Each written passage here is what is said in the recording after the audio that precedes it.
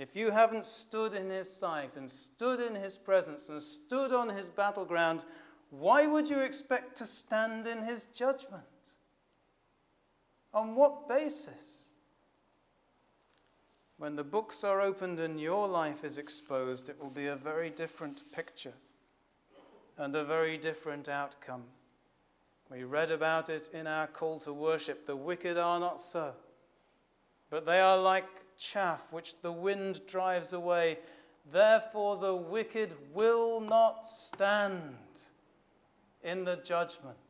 Will not stand.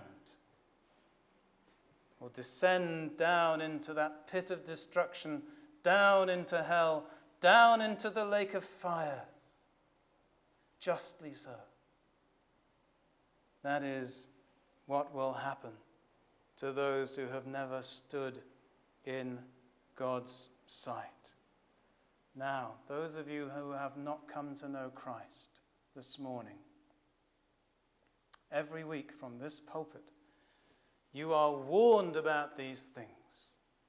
You are warned that unless you turn to Christ, God's wrath is burning against you, and it is only a matter of his grace that he doesn't take your life away.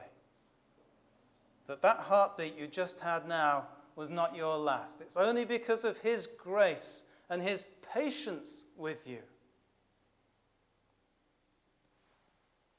Every week you are invited, you are urged, you are encouraged to come to Christ, who is the only way to stand on the day of judgment. You are invited to come to him, to have those clean hands and that pure heart that you have to have if you're going to go up onto his holy hill.